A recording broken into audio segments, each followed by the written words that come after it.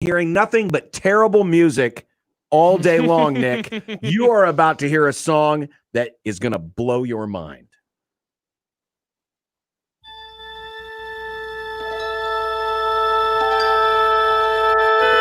Friday, the final day of the week.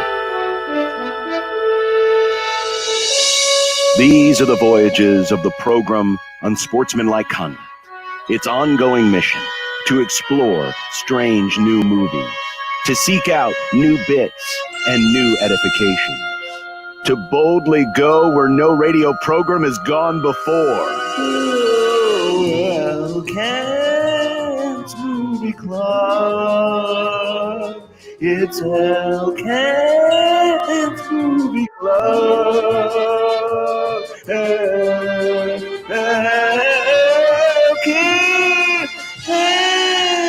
Movie Club. It's Hellcat's Movie Club. Now tell me that doesn't blow away anything that we've heard so far off that Taylor Swift album. It wasn't sad enough. Kent, how you doing this afternoon? I'm doing well. How are you guys? Not bad. As you can see, Stibbs is on perpetual vacation, and he's the one that picked the movie this week. Unreal. He picks a movie and he leaves us. And leaves. That's it. And Now, that's so typical. And by the way, we are now streaming on YouTube.com. Just check out Stibbs TV. We just tweeted out the links on the J-Tech Construction Zone Twitter feed so you can see all of our beautiful faces. But I tweeted this, I don't remember if it was this morning or last night, that this was one of the more normal films that Stibbs has picked in a while. Is not clearing much of a bar, but this was interesting. And what was it? It was Parasite. No, we didn't watch Parasite. No, I thought, Okja is the name of the movie. I thought you were about to talk about Parasite. How was the director from that? Yeah, it is a director from Parasite, but Okja. Now, this was a Netflix exclusive. So this is a Netflix only. So I'm sure a lot of you haven't seen it yet. But yeah, as you mentioned, the same director who did Parasite did this film.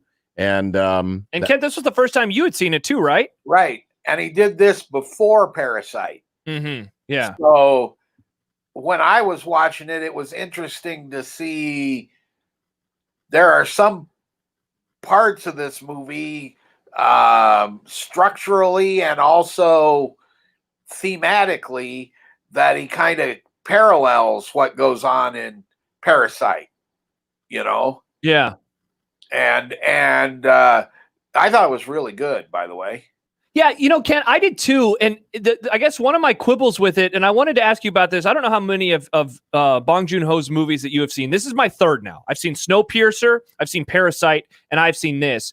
And I thought that those movies, while they obviously had like a theme to them and a story that they wanted to tell and maybe something to take away from it, I almost thought that those were a lot more subtle, and this one was too on the nose. Like the other ones, I thought you kind of had to think a little bit to get to the message. This one I thought was out there just right hitting you in the head over and over and over. Is that a fair criticism, do you think? I think, yeah, absolutely.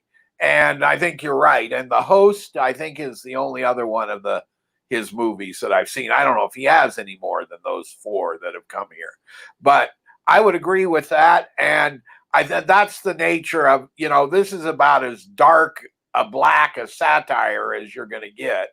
And then, you fold the sort of Spielbergian story of the little girl trying to save her giant pig into that. And it's an interesting combo, but it hits really, as you say, on the nose and not a lot of subtlety in there. No. Well, and it kind of, it's pretty obvious right from the very beginning, where this is going to take you because, and a brief synopsis of what it's about, essentially it's a pork producer or a meat producer that has come up with these genetically superior pigs, and they have scattered them across the globe, finding, different farmers in different countries that can do the most with these pigs. Mm-hmm. And then at the end of this 10-year process, whichever farmer has produced the best pig, wins the contest. And then, of course, they produce these pigs, and they really don't look like pigs. They look like giant hippopotamuses. Hippos, yeah, they look like hippos. Yeah. And the story revolves around this girl from South Korea who, along with her father, or maybe it's a grandfather, yeah, produces this very large, very intelligent pig. Very intelligent, yeah. And she wins the contest and runs into some animal rights activists who want to use this pig as an example of taking down this corporation, and the story takes off from there. That was very good, sir. You could become a movie reviewer.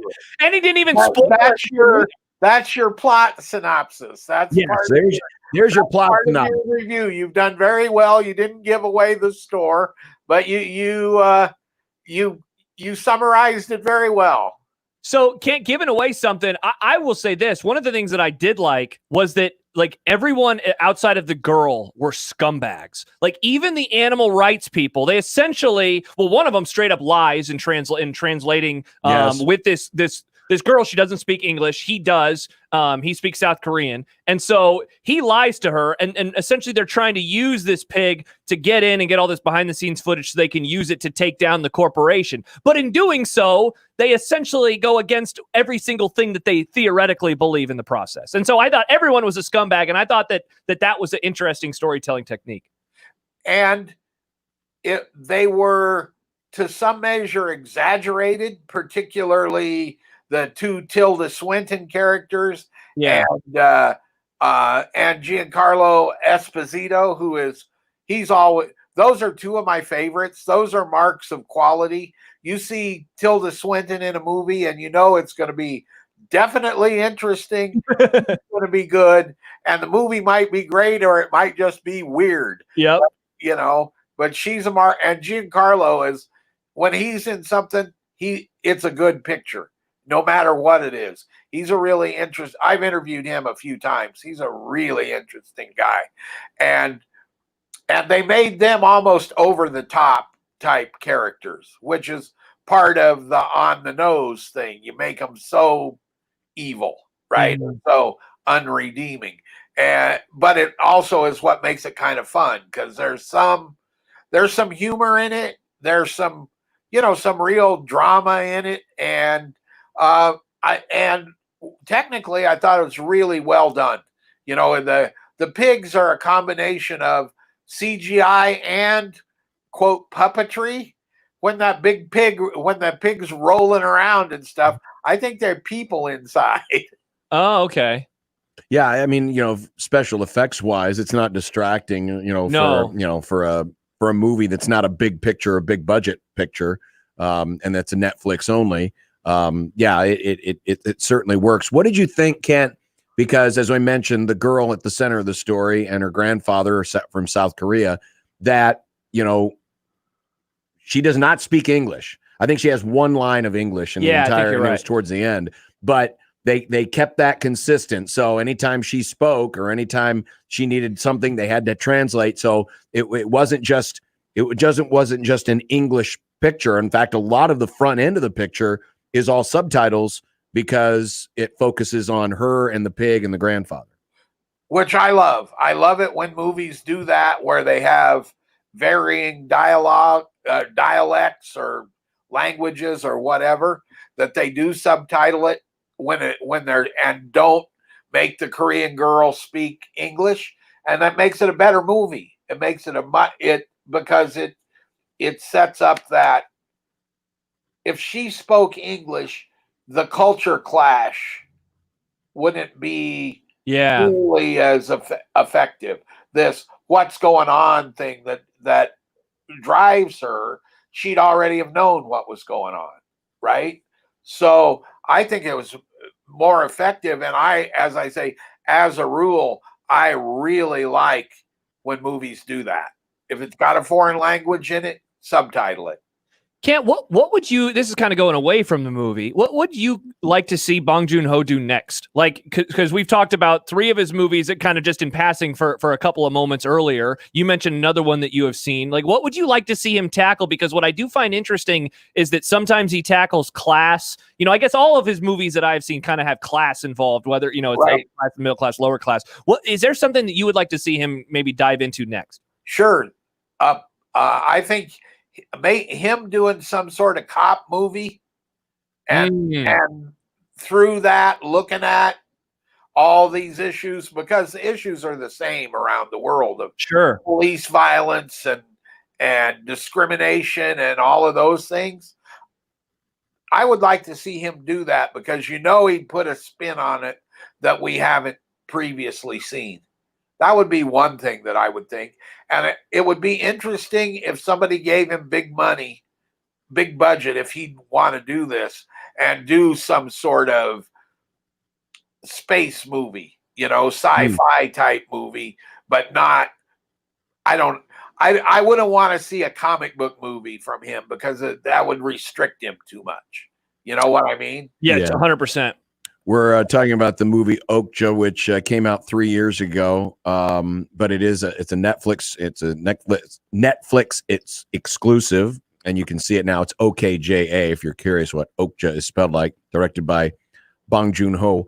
I'm curious because Josh mentioned even the so-called good guys, the animal rights activists, prove to be scummy type people because they go against everything they're about.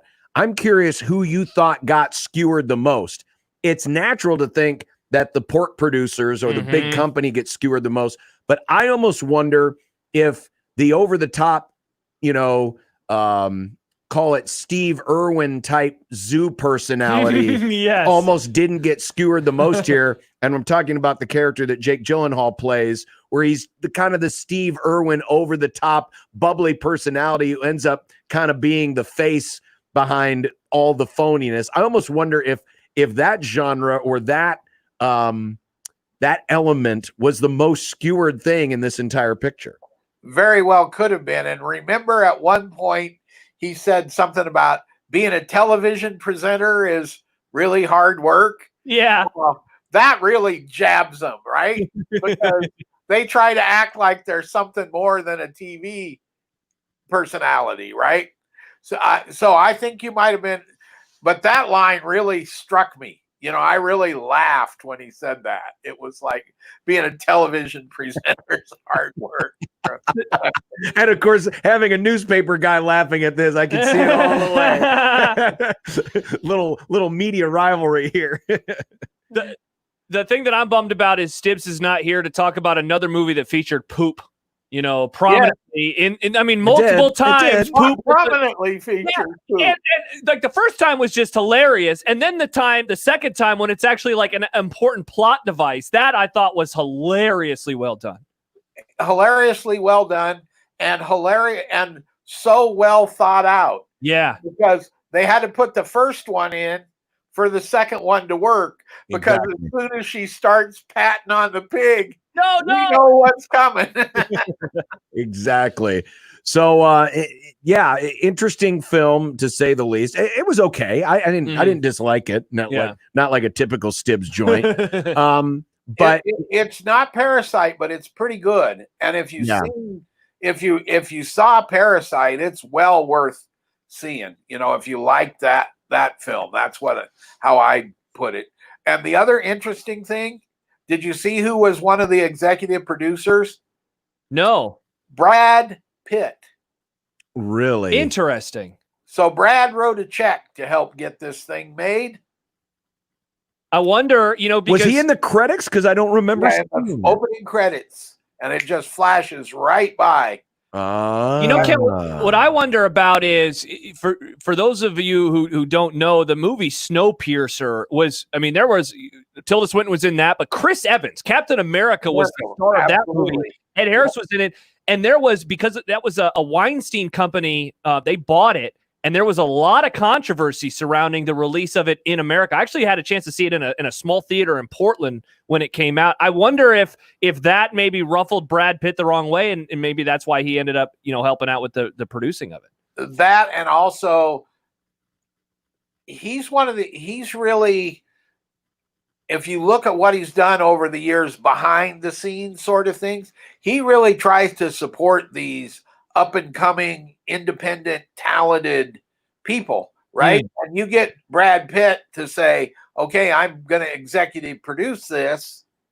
That helps get other things in line so you can get the movie made.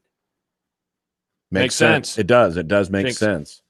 So that is Okja. Again, it's on Netflix, a Netflix exclusive, and you can check it out there. And hopefully you enjoy it as much as we did. Mm-hmm.